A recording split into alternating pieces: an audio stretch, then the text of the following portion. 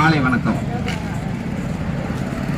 ஏறக்குறைய இங்கே இருக்கக்கூடிய நம்ம சூழ்நிலையில் அந்த பணம் பிடிக்கப்படுகிறது, எதற்காக எந்த முறையில் அதை கையாளப்படுகிறது, நமக்கும் மத்திய அரசுக்கும் என்ன வேறுபாடு சூழ்நிலைகள் இருக்கிறது.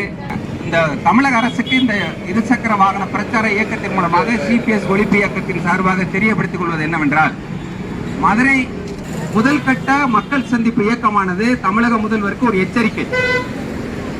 இதில் அவர் ஒரு சரியான முடிவான சூழ்நிலை வரல. அவர் என்ன நினைக்கிறார், நிலைப்பாடு என்ன என்பதை அவர்கள் இன்னும் களத்தில் வந்து கண்டறியப்படவில்லை. அவங்க கட்சிக்காரங்க சொல்வதை மட்டுமே கேட்டுக்கொண்டிருக்கக்கூடிய ஒரு முதலமைச்சராக இருக்கிறார். அதன் அடிப்படையில் அரசு ஊழியர்